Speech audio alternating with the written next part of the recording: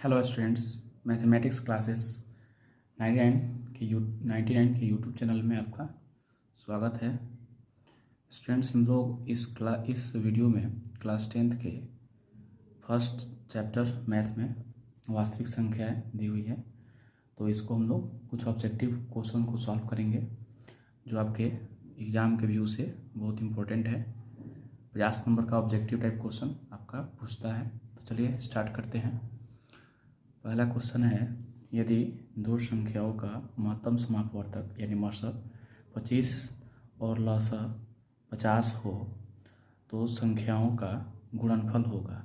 यानी इसमें कह रहा है इनका मशक दो संख्या दिया हुआ है और संख्या यहाँ पता नहीं है, इनका गुणनफल बताना है आपको। महत्तम समापवर्तक और लघुत्तम समापवर्तक दिया हुआ है, तो हम जानते हैं कि जो संख्याओं का गुणनफल होता है वो मौसा और लौसा के गुणनफल के बराबर होता है।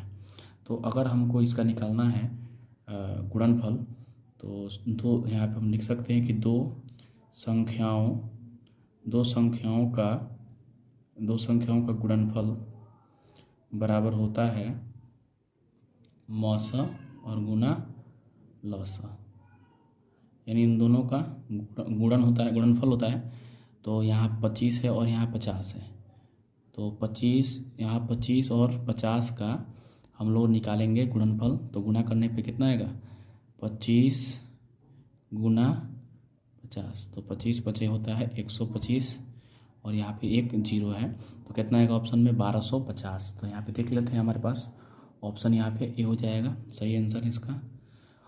नेक्स्ट क्वेश्चन पे आते हैं। यह कह रहे हैं निम्नलिखित परिमेय संख्याओं में किसका दशमलव प्रसार अशांत आवर्ती होता है। यानी कि इसमें कह रहा है कि दिया हुआ परिमेय संख्या, हमारे पास 4 ऑप्शन है, इसमें बताना है कि दशमलव प्रसार अगर इसको विभाजित करें तो अशांत आवर्ती इसमें से कौन सा होगा।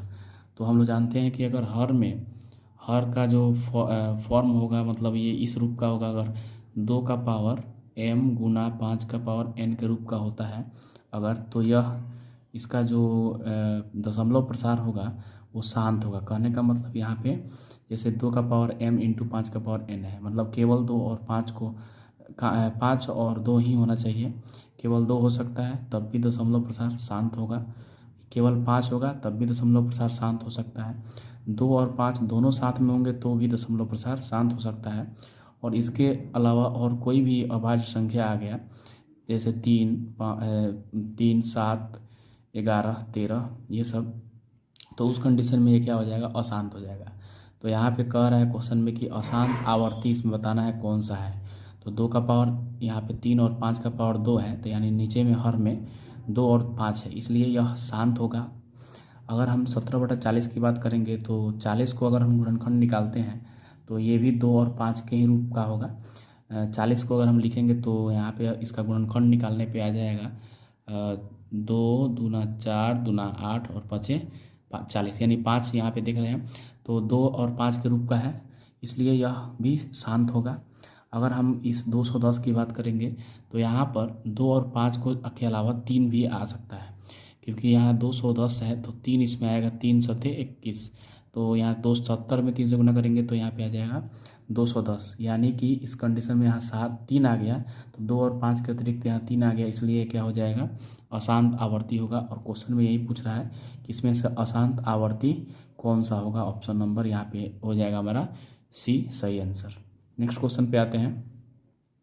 क्वेश्चन नंबर 3 है, यदि विभाजन एल्गोरिथम a बराबर BQ प्लस R, जहाँ R बड़ा बराबर होगा 0 से, छोटा होगा B से, इसमें R अगर 0 हो तो AB का HCF आपको बताना है, इसमें क्या होगा।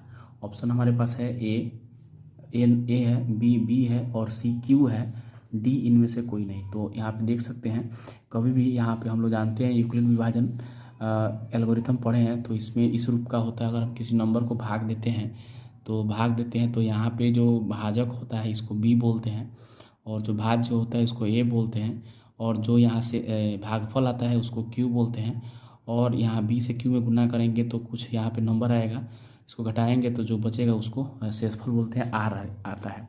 तो इस कंडीशन में यहाँ कह रहा है कि अगर R को 0 कर दें तो R 0 हो जाएगा, तो इसका HCF क्या होगा, ठीक है। तो तो आर जीरो हो जाएगा। हम यहाँ पे लिखेंगे अगर ए बराबर बी क्यू प्लस आर, यानी कि ए बराबर बी क्यू और आर का मान जीरो है तो प्लस जीरो लिख दीजिए, तो क्या आएगा यहाँ ए बराबर बी क्यू। ठीक है, अब यहाँ पे कह रहा है कि ए बी का मौसा हमको बताना है, HCF बताना है, यानी कि ए और बी का बताना है। तो अगर हम ए का अगर हम गुणनखंड करेंगे तो क्या आएगा, ए बराबर बी गुना क्यू। यहाँ पे आप देख सकते हैं ए बराबर बी क्यू है, इसलिए यहाँ पे जो गुणनखंड आएगा ए का बी और क्यू आएगा। और अगर हम बी का HCF निकालते, बी का अगर हम गुणनखंड करते हैं तो इसमें आ जाएगा बी गुना एक। और हम HCF निकालते हैं कैसे, तो HCF निकालते हैं इन दोनों में जो कॉमन है यानी उभयनिष्ठ है, उसी को हम HCF उसमें से कॉमन निकाल लेते हैं, वही HCF हो जाएगा। यहाँ पे हम देख रहे हैं बी दोनों में क्या है, उभयनिष्ठ है, यानी कि इसका HCF क्या हो जाएगा, बी, यानी ऑप्शन नंबर इसमें क्या हो जाएंगे, ऑप्शन नंबर हो जाएगा इसमें बी सही आंसर होगा। चलते हैं नेक्स्ट क्वेश्चन में। तो नेक्स्ट क्वेश्चन है हमारा 4 नंबर, 2 प्लस रूट दो ये क्या है। यहाँ पे हम लोग देख रहे हैं कि 2 एक परिमेय संख्या, वहीं अगर इसमें हम रूट 2 जोड़ दे हैं तो इस रूट दो के चलते यहाँ पे ये क्या हो जाएगा, आपका अपरिमेय संख्या हो जाएगा। क्योंकि रूट 2 को हम गुणनखंड निकाल करके बाहर नहीं कर सकते, इसलिए यह रूट 2 है, रूट के चलते यहाँ पे क्या हो जाएगा, अपरिमेय संख्या, यानी ऑप्शन नंबर यहाँ पे एक परिमेय संख्या है, ये नहीं होगा। ऑप्शन नंबर बी क्या है, एक अपरिमेय संख्या, यानी कि यहाँ पे ये रूट 2 के चलते क्या हो जाएगा, अपरिमेय संख्या। तो यहाँ ऑप्शन नंबर कौन सा सही हो जाएगा, ऑप्शन नंबर बी सही हो जाएगा। नेक्स्ट क्वेश्चन पे आते हैं, 5 नंबर क्वेश्चन है। यहाँ पे कह रहे 3 माइनस रूट 3, 3 माइनस रूट 3 क्या है। तो यहाँ पे ये 3 जो है, यहाँ पे आप देख रहे हैं ये रूट में है, तो रूट में ये संख्या हो गई है 3, इसलिए क्या हो जाएगा, ये परिमेय संख्या नहीं होगा। रूट वाली जो संख्याएं होंगी वो अपरिमेय होंगी। ये ध्यान रखना है कि अगर रूट में जो संख्या है, क्या उसको गुणनखंड करके रूट से बाहर निकाल सकते हैं, अगर निकाल सकते हैं तो रूट हट जाएगा तो परिमेय हो जाएगा, लेकिन अगर नहीं निकाल पाएंगे तो यह आपका अपरिमेय संख्या कहलाएगा। तो यहाँ 3 माइनस रूट 3 क्या हो जाएगा, एक अपरिमेय संख्या, यानी इसका सही आंसर क्या हो जाएगा, ऑप्शन नंबर बी हो जाएगा। नेक्स्ट क्वेश्चन पे आते हैं, क्वेश्चन नंबर 6 है। कह रहे निम्नलिखित में कौन अभाज्य संख्या है, इसमें से बताना है कौन सा अभाज्य संख्या है। अभाज्य संख्या आपको पता होगा, अभाज्य संख्या किसको बोलते हैं, 2 नंबर, कोई नंबर हो और उसको मात्र 2 ही नंबर डिवाइड करें, एक स्वयं से कटे और एक से कटे। ठीक है, यानी कि अगर हम जैसे 2 की बात करते हैं तो 2 किससे विभाजित हो सकता है, वो 1 से और एक खुद से, मतलब 2 से, और इसके अतिरिक्त कोई भी नंबर इसको विभाजित नहीं करे तो वो क्या हो जाएगा, अभाज्य संख्या होगा। अगर हम 4 की बात करेंगे तो 4 किससे कट जाएगा, विभाजित हो जाएगा, 1 से भी विभाजित हो जाएगा, 2 से भी हो जाएगा और 4 से हो जाएगा, यानी यह अभाज्य संख्या नहीं कहलाएगा। मात्र अभाज्य संख्या का शर्त क्या होती है कि वो 1 से कटे और स्वयं से कटे, विभाजित हो, इसलिए अभाज्य संख्या क्या होती है, वो मात्र उसके गुणनखंड 2 ही होते हैं। तो यहाँ पे हम अगर 15 की बात करेंगे तो 15 किस किस संख्या से कट जाएगा, तो वो 15 जो होगा 1 से भी कटेगा, 3 से भी कटेगा, 5 से भी कटेगा और 15 से भी कटेगा, यानी इसके जो विभाजित करने वाली संख्याएं हैं 4 हो जा रही हैं, हमको केवल 2 ही होनी चाहिए संख्या, तो वही हम कह सकते हैं कि वो एक अभाज्य संख्या है।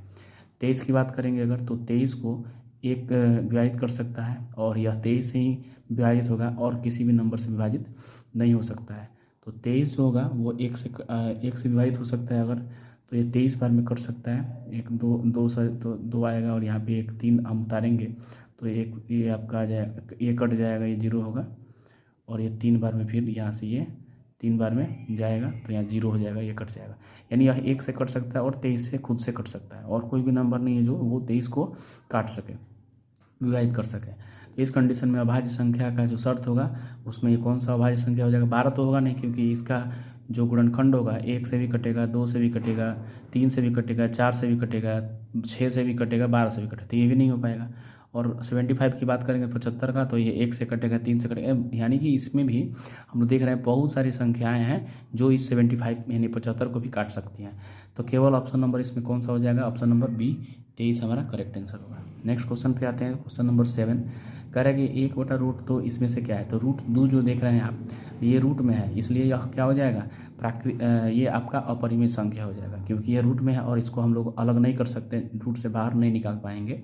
इस कंडीशन में ये रूट में होने के चलते ये क्या हो जाएगा, अपरिमेय संख्या, यानी ऑप्शन नंबर इसमें कौन सा हो जाएगा, ऑप्शन नंबर सी हमारा करेक्ट आंसर होगा। नेक्स्ट क्वेश्चन पे आते हैं।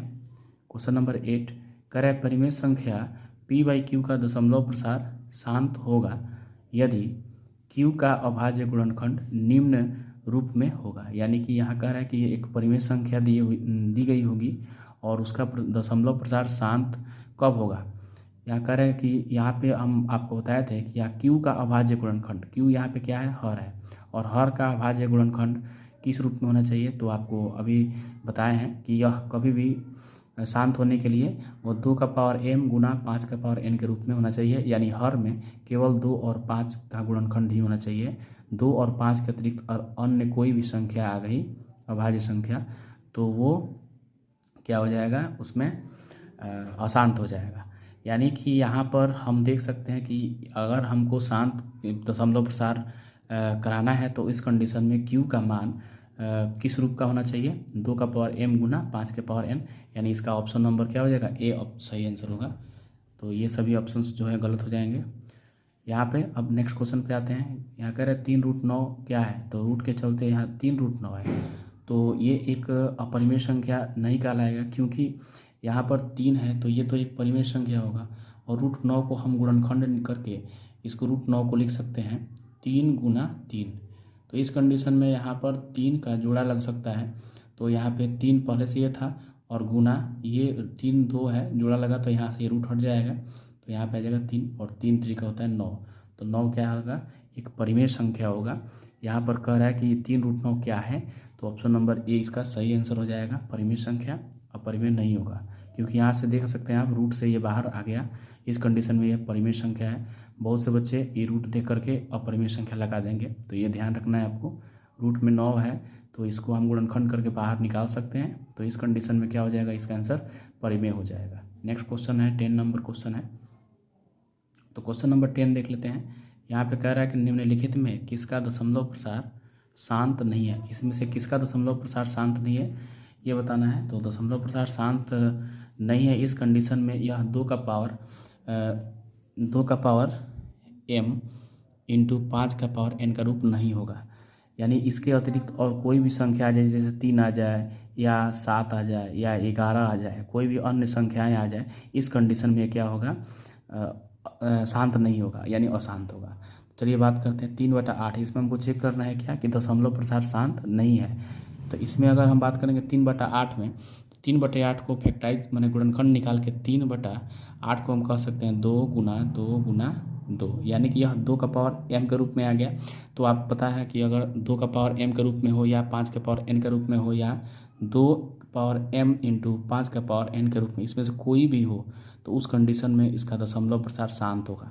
यानी इसमें हम देख रहे हैं कि 2 गुने 2 गुने 2 यानी ये 2 का पावर m के रूप में आ रहा है। इस कंडीशन में यहाँ पे ये शांत होगा। हमारा क्वेश्चन है शांत नहीं होगा वो बताना है, तो ए ऑप्शन नहीं होगा। 6/15 की बात करेंगे तो 6/15 में देख रहे हैं कि 6 को हम अगर गुणनखंड निकालेंगे तो 3 गुना 2 होगा और 15 को 3 गुना 5 होगा। यहाँ से 3 और 3 कट जाएगा। बहुत से बच्चे इसको 3 दे करके 15, नीचे 15 है तो 3 गुने 5 दे करके इसका ऑप्शन ये सिलेक्ट कर सकते हैं, जो कि गलत होगा क्योंकि ये 6 इसमें है तो यहाँ जो 3 आएगा उससे ये कट जाएगा, इसलिए यहाँ केवल 5 आएगा। तो इस कंडीशन में नीचे वाला 5 है तो ये 2 का पावर m इंटू 5 का पावर n के रूप का हो जा रहा है, 5 के पावर n के रूप का हो जा रहा है, इसलिए यह क्या हो जाएगा, तो दशमलव प्रसार इसका शांत हो जाएगा। लेकिन हमको खोजना है कि कौन शांत नहीं है। नेक्स्ट ऑप्शन पे आते हैं। तो 17/512 है, तो 512 को जब हम गुणनखंड निकालेंगे तो इसका भी दशमलव प्रसार शांत ही आएगा क्योंकि यह आपका आ जाएगा। इसका अगर हम गुणनखंड निकालेंगे तो 512 का आएगा 2 गुना 2 गुना 2 गुना 2 गुना 2 गुना 2 फिर गुना 2 गुना 2 गुना 2, 2 दूना 4 दूना 8 दूना 16 दूना 32 दूना 64 दूना, यानी गुना करेंगे आप तो यहाँ पे आ जाएगा आपका 512। तो यानी यहाँ देख रहे हैं कि यह अभी 2 का पावर m का रूप का आ जा रहा है, तो ये इसका भी दशमलव प्रसार क्या हो जाएगा, शांत हो जाएगा। यानी ऑप्शन नंबर जो लास्ट बचेगा डी, ये सही हो जाएगा। इसका ऑप्शन नंबर ये शांत नहीं होगा क्योंकि अगर आप 343 का गुणनखंड निकालेंगे तो ये आ जाएगा 7 गुना 7 गुना 7। तो यहाँ पे ये 7 आ गया, यानी ये 2 का पावर m गुना 5 का पावर n का रूप का नहीं है। इस कंडीशन में यह क्या हो जाएगा, शांत नहीं होगा। नेक्स्ट क्वेश्चन पे आते हैं। क्वेश्चन नंबर 11, निम्नलिखित में π/2 क्या है। पाई एक अपरिमेय संख्या है, तो अपरिमेय संख्या को किसी भी परिमेय संख्या से भाग देने पर भी वो एक अपरिमेय संख्या ही आएगा, इसलिए π/2 भी एक क्या हो जाएगा, अपरिमेय संख्या, यानी इसका option number b correct answer होगा। चलते हैं नेक्स्ट क्वेश्चन में। क्वेश्चन नंबर 12 होगा। क्वेश्चन नंबर 12 है, क्वेश्चन नंबर 12, दो धनात्मक पूर्णांक ए और बी दिए रहने पर ऐसे अद्वितीय पूर्णांक q तथा r विद्यमान हो कि a बराबर BQ प्लस r हो तो r का मान क्या होगा। यानी इसमें कह रहे हैं कि दो धनात्मक पूर्णांक है a और b, तो a और b दिया हुआ है, कोई भी अब पूर्णांक ले लीजिए धनात्मक पूर्णांक। जैसे मान लीजिए यहाँ पे हम ले लेते हैं एक a का मान ले लेते हैं, मान लीजिए 3 ले लेते हैं, और b का मान हम 2 ले लेते हैं, ठीक है। इस कंडीशन में यहाँ पे कह रहा है कि अगर हम धनात्मक पूर्णांक दिया है, तो अगर हम इसको विभाजित कर देते हैं, यहाँ पे देखिएगा कि यहाँ पे कह रहा है कि ए, यहाँ पे फिर से पढ़ लेते हैं, दो धनात्मक पूर्णांक ए और बी दिए रहने पर ऐसे अद्वितीय पूर्णांक q तथा r विद्यमान हो कि a बराबर BQ प्लस r। आप लोग विभाजन एल्गोरिथम पढ़े हैं, तो a बराबर BQ प्लस r ये कैसे आता है। तो अगर हम किसी नंबर को भाग करते हैं, विभाजित करते हैं, तो किस प्रकार से लिखते हैं, b से हम विभाजित करते हैं a को, तो यहाँ पे हमारा कुछ भागफल आता है और कुछ यहाँ पे r जो होता है वो शेषफल आता है। तो ये हो जाएगा आपका क्या हो जाएगा, भाजक, ये हो जाएगा भाज्य, ठीक है, और ये हो जाएगा आपका भागफल, और ये हो जाएगा शेषफल, ठीक है। तो यहाँ पे जो ये आपका देख रहे हैं भाज्य जो है, यहाँ पे जो आप b ये भाजक जो देख रहे हैं और इसको b माने हैं, और ये भाज्य हो जाएगा a हो जाएगा, q जो होगा वो आपका भागफल और r शेषफल होगा।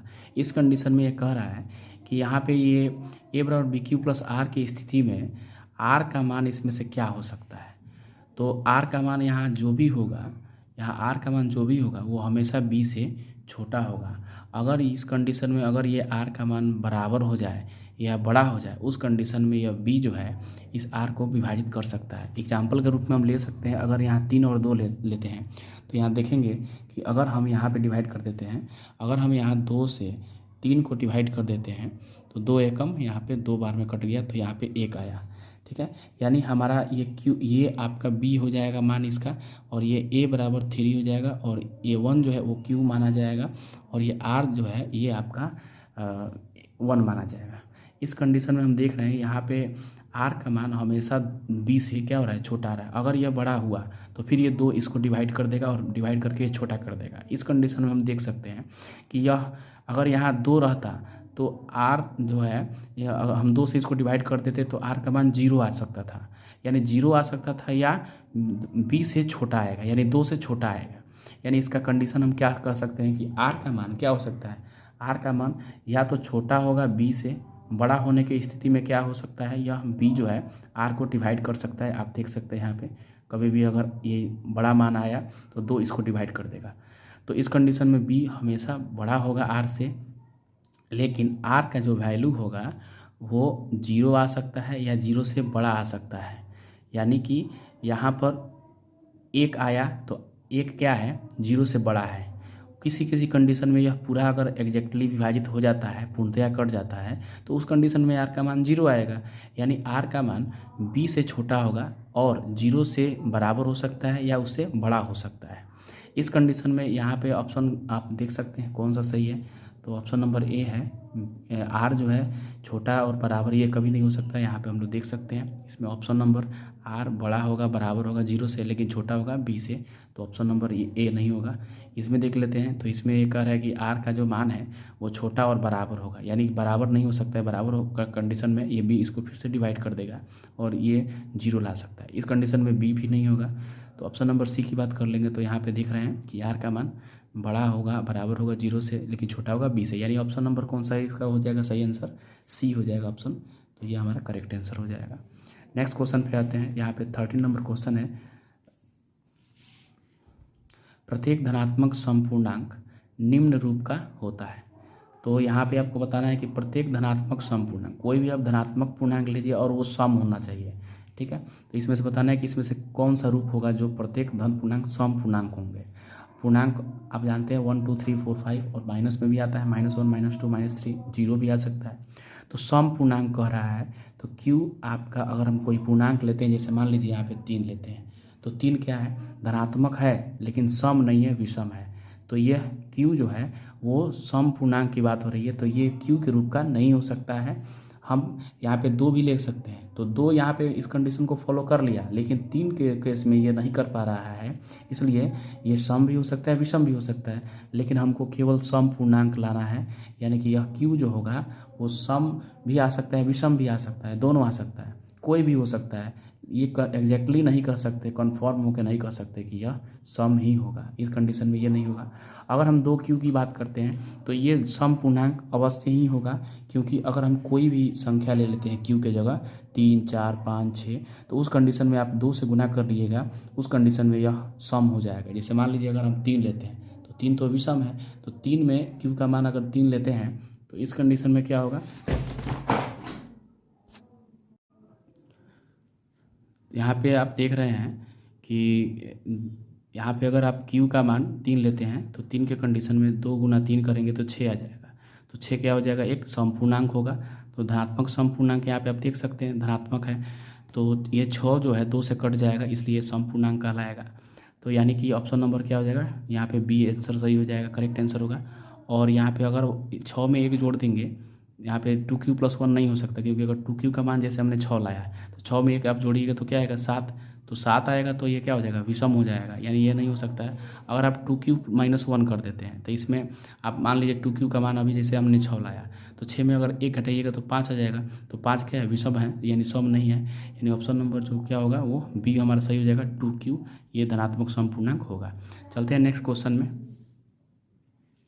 नेक्स्ट क्वेश्चन हमारा है यहाँ पे 14 नंबर, वास्तविक संख्या 0.54 और 54 पर है रेकरिंग, इसको हमको P/Q के रूप में यहाँ पे कह रहा है P/Q के रूप में लिखने पर प्राप्त संख्या होगी। यानी कि यह कैसे, इसमें से 4 ऑप्शन दिया हुआ है, इसको अगर हम P/Q में लिख दें तो इसमें से कौन सा ऑप्शन होगा जो इसके बराबर होगा।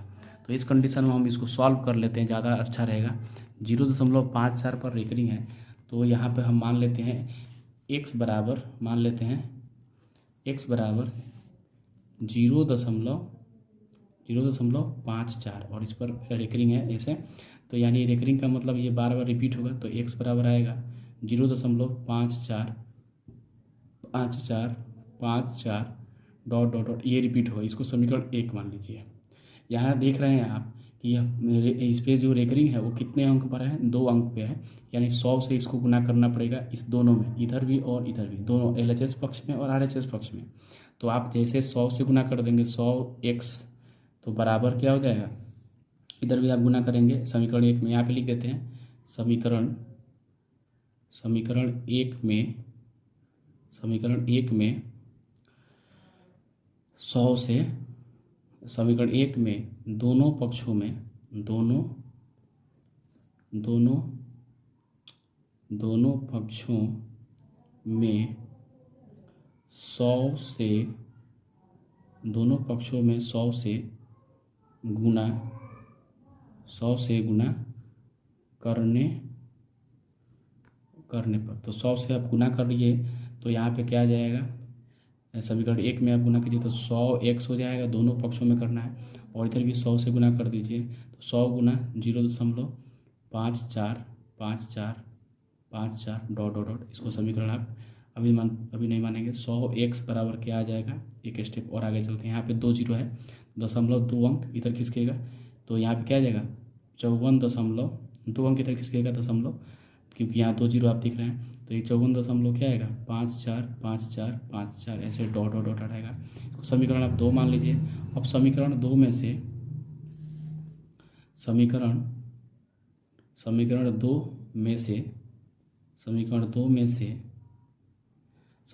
से आप समीकरण 1 को घटाइए, समीकरण 1 को घटाने पर, तो समीकरण 1 को घटाने पे क्या आएगा, देखिए दोनों पक्षों को, संगत पक्षों को हमको घटाना होगा। तो समीकरण 2 में आप देख रहे हैं 100x इधर है, 100x माइनस करना है हमको, यहाँ पे कह रहे हैं समीकरण 1 में x है इधर, तो आप x को माइनस करें बराबर, इसमें देखिए 54 आएगा 54 डॉट डॉट डॉट माइनस करेंगे, यहाँ पे इसमें 0.54 है, तो 0.5454 डॉट डॉट डॉट। तो अगर आप माइनस करते हैं तो यहाँ पे हम देख सकते हैं, यहाँ देखिए 0.5454 है, इसमें भी 0.5454 है, ये सब माइनस होता जाएगा, जीरो आता जाएगा। लास्ट में बचेगा क्या, 100x में से 1x जाएगा तो यहाँ 99 आ जाएगा।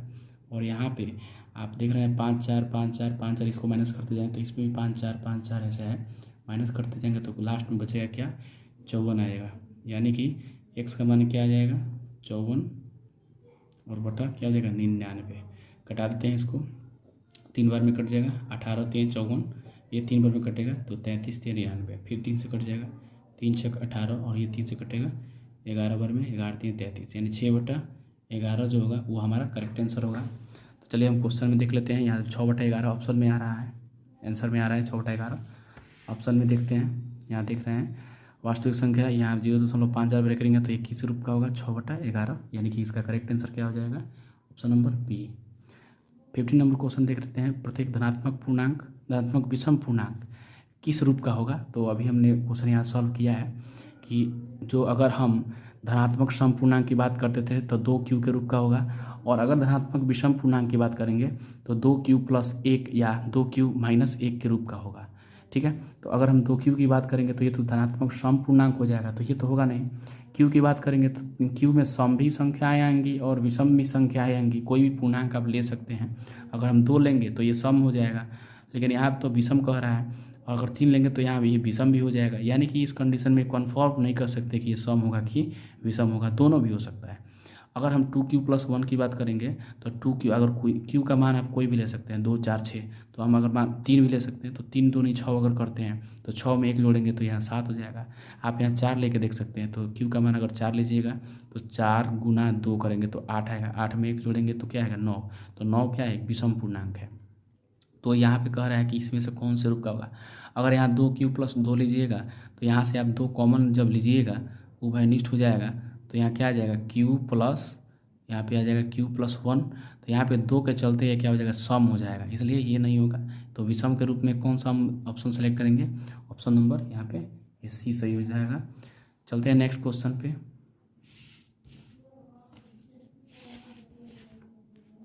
नेक्स्ट क्वेश्चन देख लेते हैं, यहाँ पे कह रहा है नेक्स्ट क्वेश्चन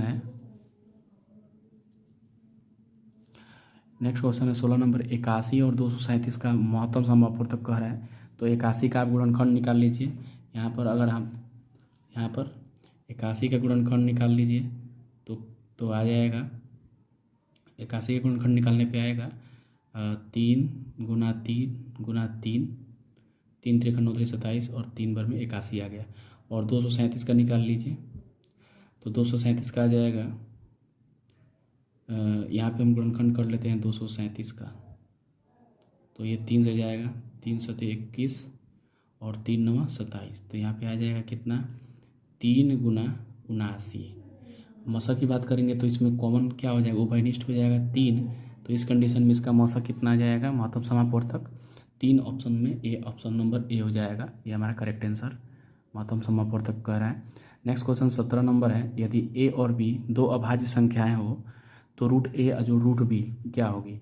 अभाज्य संख्या है तो इसका तो हम रूट से बाहर नहीं निकल पाएंगे। जैसे अभाज्य संख्या में अगर हम मान लेते हैं यहाँ पे ए का मान अगर हम यहाँ पे 2 ले लें और बी का मान अगर हम 3 ले लें, तो अगर हम √2 करते हैं और प्लस √3 कर देते हैं, इस कंडीशन में √2 और √3 क्या हो जाएगा, ये तो बाहर आएगा नहीं रूट से, तो ये अपरिमेय संख्या हो जाएगा। यानी इसमें ऑप्शन नंबर क्या हो जाएगा, डी, ये करेक्ट हो जाएगा, ऑप्शन नंबर डी अपरिमेय संख्या। नेक्स्ट क्वेश्चन पे आते हैं, क्वेश्चन नंबर यहाँ पे 18 है, कह रहे 2 संख्याओं 100 और 190 के महत्तम समापवर्तक एवं लघुत्तम समापवर्तक का गुणनफल है। मतलब 2 संख्या दिया हुआ है 100 और 190, तो इसमें कह रहा है कि महत्तम समापवर्तक और लघुत्तम समापवर्तक इन दोनों का गुणनफल कर रहा है, मैंने गुणा करना है। तो इसमें से कौन सा ऑप्शन होगा। तो हम लोग जानते हैं कि दो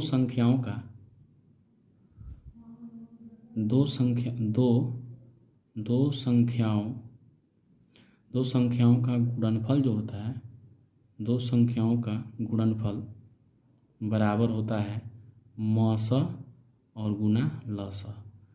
यानी अगर हम इन दोनों संख्याओं को गुणा कर देते हैं तो हमारा इन दोनों का गुणनफल भी आ जाएगा।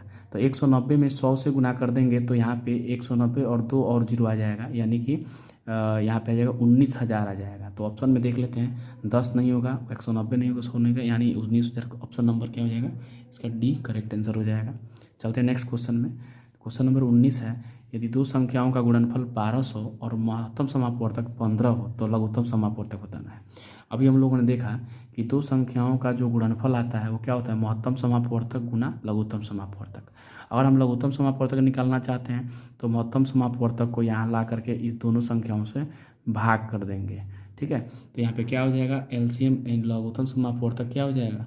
लॉसा बराबर हो जाएगा यहाँ पे ये देखो, दो संख्याओं का गुणनफल 1200 दिया है, तो 1200 दिया है। इस कंडीशन में हम यहाँ पे 1200 लिख लेंगे और डिवाइड किससे करेंगे? महत्तम समापवर्तक जो कि हमारा 15 है, 15 से डिवाइड कर देते हैं तो 15 से 1 कट जाएगा, 15 8 120, यहाँ पे 80 आ जाएगा।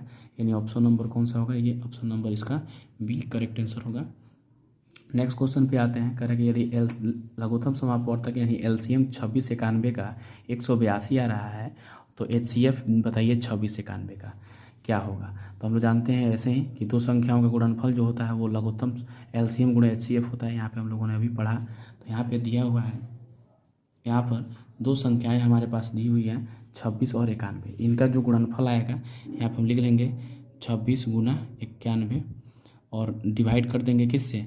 यहाँ पे हमको यहाँ पूछ रहा है एचसीएफ क्या होगा, यानी मौसा। तो बटा क्या करेंगे? एलसीएम कितना है? 182। इसको कटा लेते हैं, तो इसको हम लोग अगर 2 से 91 से कटा देते हैं तो क्या आ जाएगा? 91 से ये 2 बार में कट जाएगा, 2 बार में, तो 182। 2 से ये 26 कट जाएगा, 2 से 13 बार में कट जाएगा, यानी कि इसका मौसा कितना रहा है? एचसीएफ कितना रहा है? 13। ऑप्शन में देख लेते हैं, यहाँ पे ऑप्शन नंबर ए हो जाएगा इसका सही आंसर। नेक्स्ट क्वेश्चन पे आते हैं 21 नंबर। निम्नलिखित में से किस परिमेय संख्या का दशमलव प्रसार शांत होगा, निरूपण शांत होगा? शांत होने के लिए अभी बताया, पिछले वीडियो में मैंने बताया कि शांत होने के लिए क्या होना चाहिए? लघुत्तम हर में 2 का पावर m गुना 5 का पावर n के रूप का होना चाहिए, ठीक है। खाली 2 का पावर m होगा हर में तो भी सही है, तो भी हो जाएगा शांत। खाली केवल अगर 5 होगा, 5 का पावर m के रूप का होगा, नीचे में केवल 5 ही आए तो उस कंडीशन में भी शांत होगा, और अगर दोनों आ जाए तो भी शांत होगा। अन्य कंडीशन में, अन्य परिस्थिति में ये शांत नहीं होगा। अगर यहाँ पे हर में अगर 3 आ जाए तो शांत नहीं होगा, 7 आ जाए शांत नहीं होगा, 11 आ जाए शांत नहीं होगा। यानी केवल 2 और 5 के अतिरिक्त कोई भी संख्या आ जाए तो वो शांत नहीं होगा। तो 1/11 यानी 11 देख रहे हैं, 2 का पावर m गुणा 5 का पावर n के रूप का नहीं है, यानी इसमें 2 शामिल नहीं है, 11 है, तो ये शांत नहीं होगा।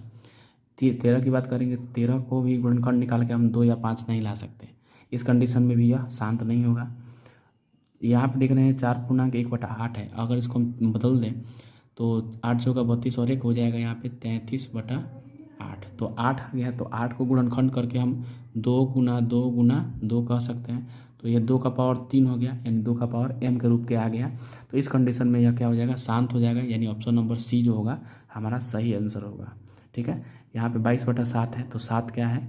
यहाँ पे हम लोग ये 2 का पावर m गुना 5 का पावर n के रूप का नहीं है, तो इसलिए यह भी शांत नहीं होगा, यानी ऑप्शन नंबर सी जो होगा हमारा सही आंसर होगा। नेक्स्ट क्वेश्चन पे आते हैं। क्वेश्चन नंबर 22 है, निम्नलिखित में से किस परिमेय संख्या का दशमलव निरूपण अशांत होगा? वही बात है, तो अशांत होने के लिए क्या होना चाहिए? 2 और 5 के अतिरिक्त अगर कोई भी संख्या आ जाए, 3 7 11 13 17 ये सब कोई आ गया तो वो क्या हो जाएगा? अशांत हो जाएगा। तो यही देख लेंगे 7/30 है, तो 7/30 है, तो यहाँ पे इसको गुणनखंड निकाल के तो कह सकते हैं 3 गुना इसको हम गुणनखंड अगर निकालते हैं तो इस पर 3 आ जाएगा, 3 गुना 2 गुना 5, तो 3 गुना 6 5 30 आ गया। इस कंडीशन में 2 और 5 है, लेकिन इसके अतिरिक्त एक 3 आ गया। इस कंडीशन में हम देख सकते हैं कि हर में 3 आने के चलते ये क्या हो जाएगा? अशांत हो जाएगा, यानी ऑप्शन नंबर हमारा ए जो होगा वो करेक्ट आंसर होगा। यहाँ पे 7/25 की बात करेंगे तो 7/25 में 5 गुने 5 आएगा, तो यहाँ 5 के रूप के आगे 5 का पावर n के रूप के आ जा रहा है, तो ये शांत होगा। ये 5 का 20 यानी तो 5 गुने 2 होगा, तो इस कंडीशन में भी यह शांत होगा क्योंकि 5 का पावर n 2 का पावर m के रूप का हो जा रहा है। 100 में भी वही कंडीशन, यानी कि यहाँ पे ऑप्शन नंबर ए जो होगा यही ऑप्शन होगा जो करेक्ट होगा और ये अशांत होगा। इस पर कह रहे हैं कि दो क्रमिक संख्याओं का HCF होगा। दो क्रमिक सम संख्या, कोई भी आप दो संख्या सम संख्या लीजिए और क्रम के अनुसार, जैसे अगर 2 ले रहे हैं तो 2 के बाद क्या आएगा सम संख्या 4 आएगा। अगर 4 लेना चाहते हैं तो 4 के बाद क्या आएगा 6 आएगा। तो दो क्रमिक ही लेना है, लगातार लेना है। उसका HCF अगर निकालिएगा तो आपका क्या आएगा, तो यहाँ पे आप मान लीजिए हम ले लेते हैं 2 और एक ले लेते हैं 4। इस कंडीशन में अगर हम इसका HCF निकालें तो 2 को हम गुणनखंड निकालेंगे तो 1 गुना 2 होगा और 4 का गुणनखंड निकालेंगे तो 2 गुना 2 होगा। इनमें दोनों में उभयनिष्ठ 1 2 आ रहा है। तो यानी कि कोई भी आप दो सम संख्या ले लीजिए, उसमें जो HCF आएगा वो हमेशा 2 ही आएगा। ठीक है, यानी ऑप्शन नंबर बी जो होगा वो सही आंसर होगा। उसके बाद क्वेश्चन नंबर 24 है 11.2356 और यहाँ पे रिकरिंग दिख रहे हैं 564 पर रिकरिंग है। इस कंडीशन में आप देख रहे हैं ये रिकरिंग का मतलब है ये बार बार यही नंबर अब आएगा 564 564 564, ये रिपीट होगा। इस कंडीशन में ये जब रिपीट आ जाए, इस पे रिकरिंग देखें तो सीधे कहिए इस ये क्या होगा परिमेय संख्या होगा। ठीक है, तो यानी ऑप्शन नंबर इसमें क्या हो जाएगा पूर्णांक संख्या, ये नहीं होगा। अपरिमेय संख्या ये भी नहीं होगा। अपरिमेय संख्या के लिए क्या होना चाहिए अशांत होना चाहिए, अनावर्ती होना चाहिए, मतलब वो रिपीट ना करे। लेकिन यहाँ पे तो रिपीट कर रहा है तो ये अपरिमेय संख्या नहीं कहलाएगा। ऑप्शन नंबर सी देख रहे हैं परिमेय संख्या, तो ये ऑप्शन नंबर सी जो होगा हमारा करेक्ट आंसर होगा ऑप्शन नंबर सी। ठीक है, नेक्स्ट क्वेश्चन है, लास्ट क्वेश्चन है 25 नंबर 5.2333 डॉट डॉट डॉट है। तो यहाँ पे क्या है, ये परिमेय संख्या है, अपरिमेय संख्या है या पूर्णांक संख्या। तो पूर्णांक संख्या के लिए पूर्ण अंक होना चाहिए, पूर्ण अंक है नहीं, ये तो दशमलव में है। ठीक है, तो ये ऑप्शन नहीं होगा। परिमेय संख्या की बात करेंगे तो परिमेय संख्या यहाँ 5.2333 ये 3 रिपीट हो रहा है, यानी इस पर रिकरिंग हम कह सकते हैं 5.23 और इस पर रिकरिंग, क्योंकि 3 अब रिपीट हो रहा है। तो जब रिकरिंग आ गया यहाँ पे तो ये क्या हो जाएगा, ये एक परिमेय संख्या होगा, तो अपरिमेय संख्या नहीं होगा, पूर्णांक संख्या नहीं होगा। ऑप्शन नंबर बी जो होगा वो करेक्ट आंसर होगा। तो ऐसे हम लोग ने 25 क्वेश्चन कर लिए इस वीडियो में। तो अगर आपको ये वीडियो अच्छा लगा तो कृपया इसे लाइक करें, शेयर करें और सब्सक्राइब करें। Thank you.